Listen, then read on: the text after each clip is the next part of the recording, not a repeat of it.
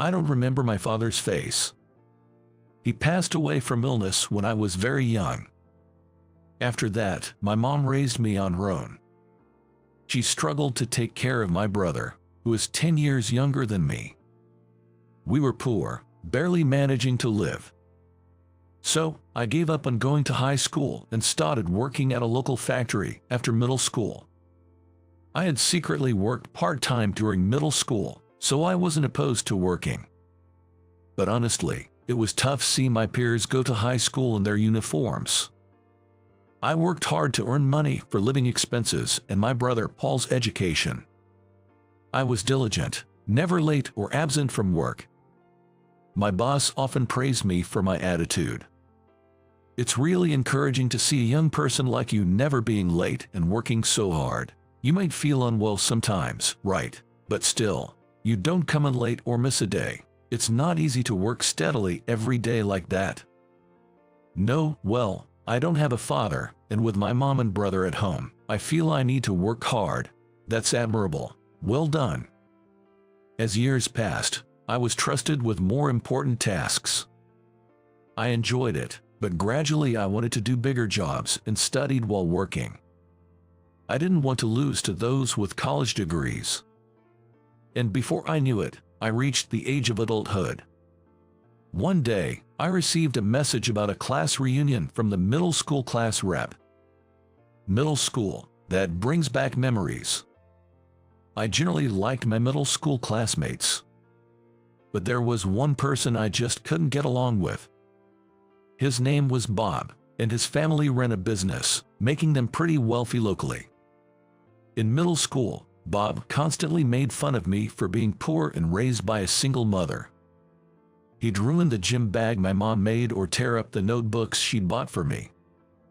Although my classmates didn't like Bob either, no one really stood up to him because his family had a lot of influence. I was no different, always being bullied and never tried to fight back. When I felt out of place in the classroom, I'd head to the rarely visited library. As there is common talk about young people drifting away from printed books, our school library was always empty. Maybe it's because you can easily download ebooks now, but I've always loved the unique smell of paper and getting lost in a story. I mostly read mystery novels, which helped me forget the hardships of my life. Opening the library door, I'd be greeted by a quiet room filled with natural light from the windows. I loved that space. One day, while engrossed in a mystery novel after school, someone spoke to me from behind. Turning around, I saw a slightly plump girl with black hair. "Hello." "Whoa, you scared me." "Oh, it's just you, Lisa." She was a classmate, from a wealthy family, and academically gifted. She also didn't have many friends, but still not as much as me. Her family was strict and didn't allow her to have a cell phone, which isolated her from the other girls. Bob, the bully, often made fun of her for various reasons. But Lisa, always calm, would just brush it off nonchalantly. "You're in the library committee, right, Lisa?" "Yay, that's right. Sorry for startling you. I didn't mean to intrude." She showed her tongue playfully. "Don't worry, you're not bothering me. You're organizing books, right? Hey, you can't reach the top shelf, can you? Want me to put the books back for you?" No, it's okay. Really." Seeing her struggle to reach while standing on tiptoes, I went behind her, took the book from her hand, and placed it on the top shelf. "See, it's easy when I do it." "Thank you." Lisa blushed. Lisa sometimes turned red like this, and it became a reason for Bob and the others to tease her. Somehow, I felt an affinity with her, as she was also harassed by Bob. She continued trying to reach the top shelf, stretching herself. I took the book from her again and slid it into the top shelf. Then, Lisa bowed to me and said, "Thank you." "No problem, you're welcome." It's rare to be thanked by a classmate, so it made me kind of happy. Lisa, looking a bit shy, suddenly offered me a book. "Here, if you like, give this a read. It's my recommendation. Just came in, So it's still new and clean. Lisa smiled warmly. It was the mystery book I had been curious about. Huh? Lisa, you like mysteries too? Yeah, surprised. Let me know what you think when you're done. Then, I got a stamp on my library card at the counter. During my boring middle school days, the only noteworthy episode was my interaction with Lisa. As we talked more in the library, I realized she also felt left out in the classroom. Two outcasts in the class, perhaps just licking each other's wounds. But still, every time I met her in the library during breaks or after school, my heart felt healed. I wonder how everyone is doing. It's been a while. Wanting to see my classmates again, I decided to attend the reunion. I was also faintly hoping Lisa would be there. On the day of the reunion, when I arrived at the venue, everyone was already there. Seeing me, they said, "Were you at work? Thanks for coming." That's when it happened. I was spotted by the person I never wanted to see. Bob saw me and remarked, "You still look poor. How old is that hoodie?" Pointing at my slightly pilled hoodie. Bob, on the other hand, was wearing a brand-made suit and a fancy watch. The reunion I had been looking forward to turned sour with his arrival. I chose a seat far from Bob to avoid him. Then, a woman next to me offered, "Beer, anyone?" I turned, saying, Thanks," and then, oh, in surprise, there was Lisa. Lisa hadn't changed much since I last saw her years ago. After middle school, she went to a private school, while I started working in a factory, so we hadn't met since. She greeted me with a polite smile, "Long time no see." I awkwardly replied, "Long time no see." We then enjoyed chatting with classmates while sipping drinks. Then Bob came over, being drunk. "What are you up to now?" he asked, so I told him I was still working in a factory. Bob started laughing crudely, as expected. "You and I live in different worlds," he scoffed. Then he began bragging about himself. He was attending a prestigious private university and planning to take over his father's company. His company was doing well, even starting new branches. Many of our classmates had gone to well-known universities.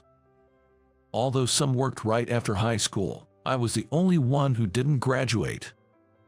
Thinking this, Bob drunkenly jeered, "Hey, you're the only dropout here, right?" I felt annoyed but knew it was pointless to respond. I didn't retort. Bored with my dull reaction, Bob left after his show-off. After he left, Lisa, who had been silent, muttered, "He really hasn't changed. Such an unpleasant guy." "Yeah, people don't change that easily," I responded, exasperated. Then Lisa laughed, covering her mouth and saying, "That's right." Seeing Lisa laugh innocently, I felt my heart skip a beat. From then on, I spent most of the time talking with her. I hadn't thought much of her in middle school, but now, talking to her felt strangely comforting. After the reunion, Lisa and I kept in touch. She attended one of America's top universities and dreamed of starting her own business. Interestingly, Lisa's father also ran a company, which used to be smaller than Bob's but have grown significantly thanks to his efforts. Since then, we started not only keeping in touch but also meeting frequently. Gradually, we were naturally drawn to each other, and I confessed my feelings, which led to us dating.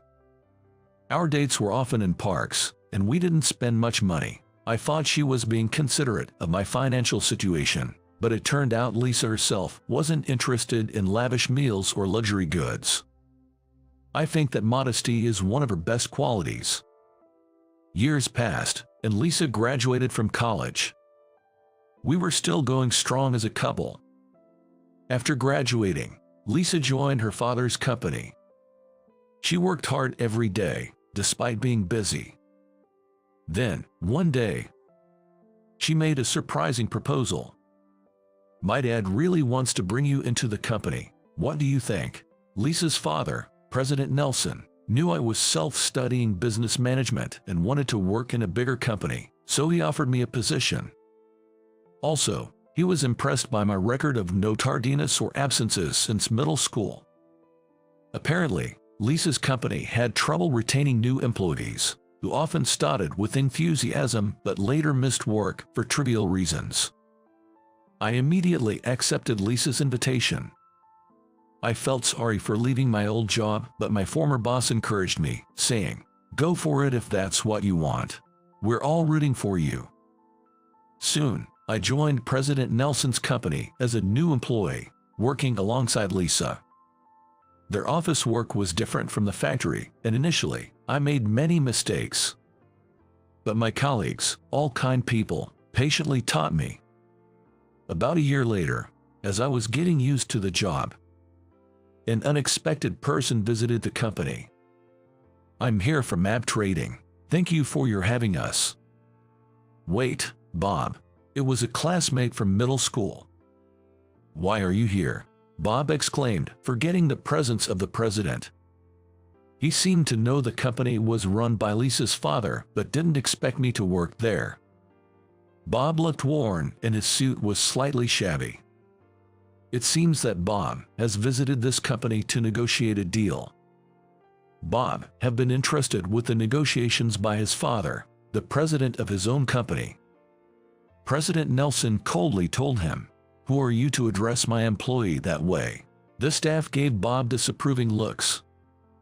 As if Bob thought it was a bad idea, he immediately said, "I apologize for what I've said. We were old friends," and bowed his head, but President Nelson frowned. President Nelson knew about Bob's past disdain towards me, probably told by Lisa. Despite this, he had invited Bob for his persistence in business outreach, willing to do business if he sensed sincerity. I guess he wanted to separate his work and personal feelings. But Bob's blunder led to him being quickly dismissed. "Excuse me," Bob said as he left. After he left, President Nelson muttered, completely out of place, making Lisa and me burst into laughter. Later, I heard a rumor that Bob didn't become president, replaced by a more competent employee, leading to his fallout with his father and quitting his job. Frustrated by the situation, Bob broke off relations with his father and started working at a different company. However, he couldn't stand working under someone else and quit soon after. I don't know the details about his life after that, but it didn't seem like he was living well. Hearing this story made me feel relieved.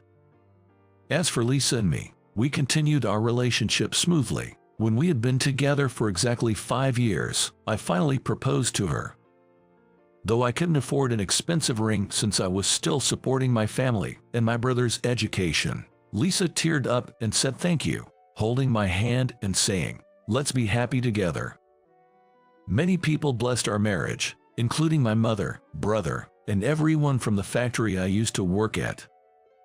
I was filled with gratitude.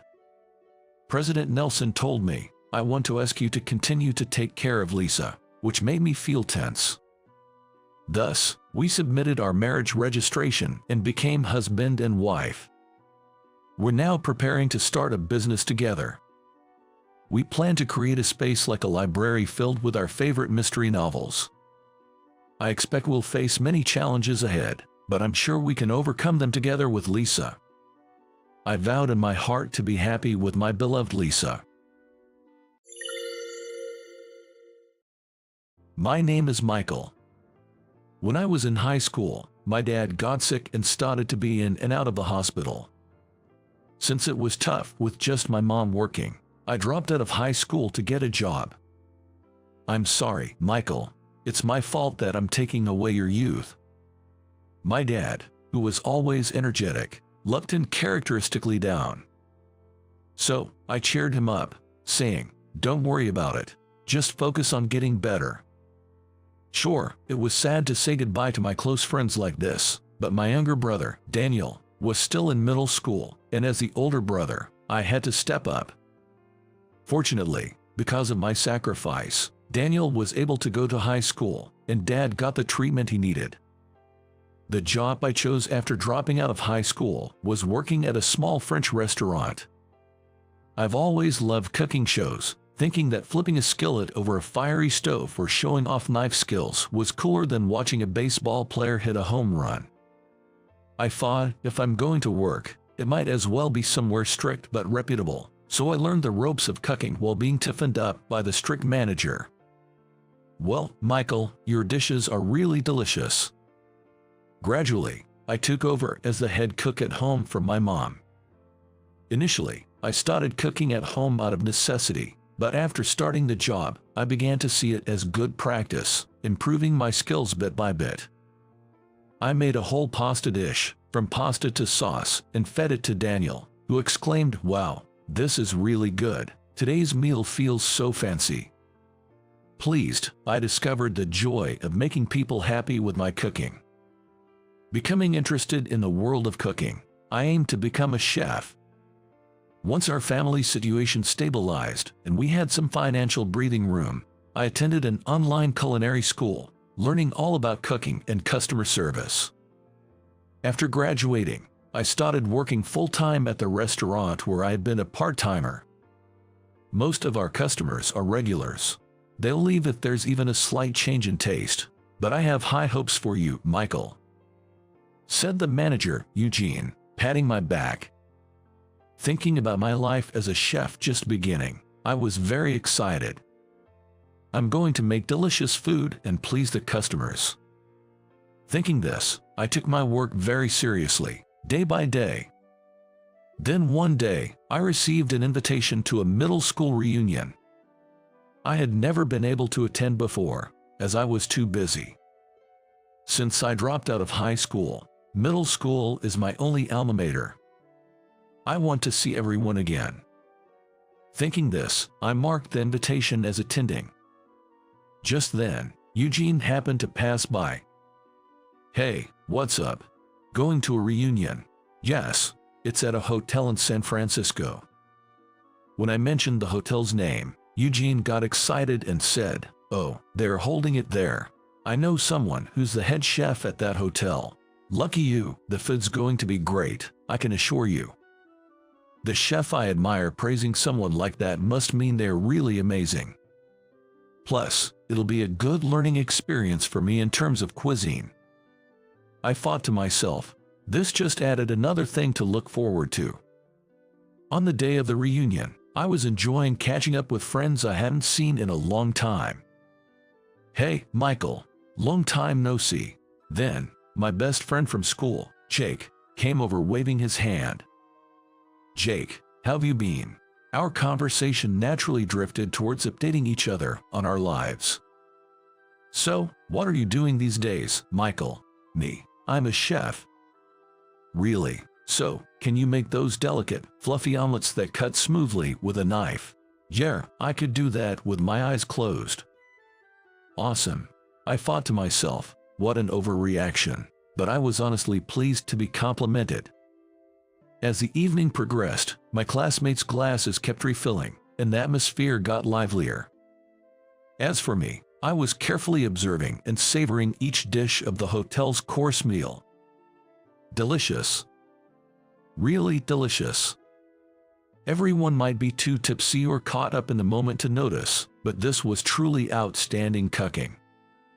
"Michael, you're really savoring your food there," said Jake, drinking red wine like it was juice. While thinking he was wasting good wine, I replied, "Well, as a chef, I can't help but be curious about other restaurants' flavors." That's when it happened. "Hey, look at you, talking all cool, Michael." A loud guy, overly familiar, came up and slung his arm around me. "Ugh," I grimaced without meaning to. His name was Steve. I knew him because we hung out a few times, but I always found Steve a bit hard to deal with. As you can probably tell from how he acts, he's not great at reading the room. And he was pretty drunk at the moment. I sighed internally, thinking, great, here comes trouble. But who would have thought you'd become a chef, Michael? Life's full of surprises, huh? But hey, good for you for doing well. Steve spoke in a patronizing way. No surprise there. Apparently, Steve went to a well-known university, even one I've heard of, and landed a job at a major company. He's probably earning way more than most of us. So, Steve kept asking with a smug smile, "So, how much does a chef make in a year?" He's really the epitome of rudeness. I just brushed it off, wishing I could get away from him as soon as possible. But Steve kept making more belittling comments. "Michael, I heard you dropped out of high school. Are there even jobs for someone who only finished middle school? Jobs that pay well are probably out of reach for you. Do you realize you're stuck in a poverty cycle?" His words really got under my skin. I didn't drop out of high school or become poor by choice. No, being labeled as poor itself was irritating. My mom worked hard so my dad could live, and my brother could go to college. It felt like Steve was trampling over my mom's efforts, and I was filled with indignation. "Hey, Steve, you're way too drunk," Jake said, trying to calm Steve down, but his drunken boasting and insulting remarks about being a high school dropout didn't stop. I was so fed up that I downed the rest of my good wine in one gulp and said, "I'm leaving," shaking off Steve's hand from my shoulder. "What's your problem? Not in the mood. You realize this is a famous Michelin-starred hotel, right? The chefs here are way beyond your league. If you don't savor this chance now, you'll regret it." He laughed as I stood up to leave. If this hadn't been the hotel where Eugene's acquaintance was the head chef, I might have accidentally punched Steve. Suppressing my anger, I was about to leave when Michael, a classmate named Travis, who was organizing the event, called me. "What's up? The manager of this hotel was asking for you." "Why?" "I don't know, but he seemed to have something important to discuss." There he is. "Excuse me, this is Michael." Travis waved to a tall, slender man. His demeanor suggested he was no ordinary person. "You must be Michael. Nice to meet you. I'm Austin, the manager here." Hi." I had no idea why I was being called over in such a setting. The tension from everyone around me felt painfully intense. "I came to greet you because I heard you're the prodigy working at Eugene's place." The manager bowed politely to me. I was surprised he came to greet me, but the crowd was even more abuzz. "Wow, is Michael really that amazing?" I heard such comments from the women around. Then, the manager said something even more surprising. "Actually, I have a favor to ask. Our head chef, Tyler, really wants to meet you. Would you have a moment now, despite your busy schedule?" Steve was the most shocked of all. A respectful manager and a Michelin-starred chef want to meet Michael. Steve muttered, bewildered. "Well, if I can be of any help." I was honored to meet the chef Eugene praised so highly, but at the same time, I couldn't stop feeling nervous. Then, Austin immediately called Tyler from the kitchen. "You must be Michael, right? I'm Tyler, the head chef of this hotel. Pleased to meet you." When Tyler offered a handshake, I reached out my hand, and he gripped it firmly. Then, I was suddenly struck by the thickness of Tyler's hands. There were countless calluses, likely developed from stirring heavy pots thousands of times. Just by touching his palm, I could tell how skilled a chef he was. "Actually, I'm a bit sneaky. Eugene has been praising you so much that I couldn't help but want you to work for us. It's what you call headhunting. Michael, would you like to work with me?" "Me? Work at this Michelin-starred hotel?" I was stunned by the unexpected offer. "How about it? I think this place would be a good environment for you. It will add prestige to your career, and the salary will be higher. What do you think?" My classmates buzzed with excitement at his words. Steve, who had been mocking me, was so surprised that he just gaped. "Man, Michael, you definitely should take it." Jake nearby was encouraging me. I turned back to Tyler. My mind was already made up when he made their offer. "I really appreciate the offer, but I'm sorry, I have to decline." I bowed politely and looked up to see Tyler smiling kindly. "Why is that?" he asked. Looking directly at Tyler, I responded. I entered this field because I love Eugene's cooking. There's still so much to learn from him, and I'm satisfied with my current job. Moreover, I'm surrounded by Eugene, who I respect, and my colleagues. That's an irreplaceable treasure to me. I explained my reason for declining their offer. Tyler laughed heartily. Too bad, I've been rejected. You truly are Eugene's disciple. I wanted someone like you who takes pride in their work, but such people are hard to come by. Well, if you ever change your mind, feel free to contact me.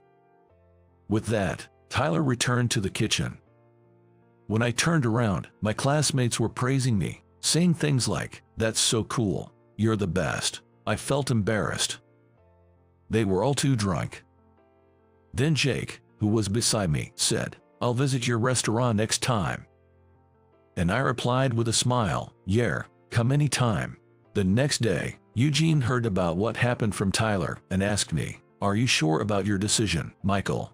I'm satisfied with my current job and life, so I have no regrets. Besides, there's still so much I want to learn from Eugene, I said with a smile. Is that so? I understand, Eugene said, smiling somewhat happily. As an aside, a few days later, I received a call from Steve, who had bragged at the reunion. I'm sorry about that time. He apologized for his rude behavior, even though he was drunk.